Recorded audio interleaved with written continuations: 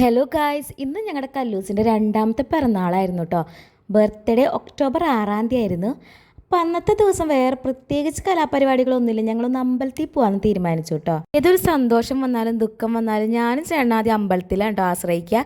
അവിടെ വന്നു കഴിഞ്ഞാൽ പിന്നെ ഒരു പോസിറ്റീവ് വൈബാണ് കേട്ടോ. കുറച്ച് വിഷമങ്ങളൊക്കെ കുറയും വിഷമങ്ങളുണ്ടെങ്കിൽ ഇന്ന് സന്തോഷമുള്ളൊരു ദിവസമാണ്. അപ്പോൾ സന്തോഷം കൂടുകയും ചെയ്യും കേട്ടോ. അങ്ങനെ അമ്പലത്തിൽ പോയി വരുന്ന വഴിക്ക് ഞങ്ങൾ കടയ്ക്ക് ഒരു പായസം വെക്കാൻ വേറെ ഒന്നും ചെയ്യണില്ല, ഒരു പായസം വെക്കാമെന്ന് വിചാരിച്ച് പാലടയുടെ സാധനങ്ങളൊക്കെ മേടിച്ച് വീട്ടിലേക്ക് വന്നിട്ട്. എന്നിട്ട് ചേട്ടന് ജോലി ഉണ്ടായിരുന്നു. അപ്പോൾ ചേട്ടൻ ജോലിക്ക് പോയി, ഞാൻ നേരെ അടുക്കളയ്ക്ക് കയറിയിട്ട് പാലട പായസമാണ്. ഇവിടെ അമ്മയ്ക്ക് പാലട പായസത്തിനോട് പ്രിയമില്ല, സേമിയാണ്. പക്ഷേ ചേട്ടൻ സേമിയും കഴിക്കില്ല. അപ്പോൾ ഈ പ്രാവശ്യം പാലട ഉണ്ടാക്കുകയാണെങ്കിൽ പിന്നത്തെ പ്രാവശ്യം സേമിയ, അങ്ങനെ മാറ്റി മാറ്റിയിട്ട് ഉണ്ടാക്കുക. ഗ്യാസിന് കത്താൻ ചെറിയൊരു അസ്കിത. അങ്ങനെ അതേ പായസമൊക്കെ വെച്ച് നമ്മുടെ പൊൻകതിറിൻ്റെ പായസ കിറ്റ് ഉണ്ട് കേട്ടോ, അതാണ് മേടിച്ചേക്കണേ.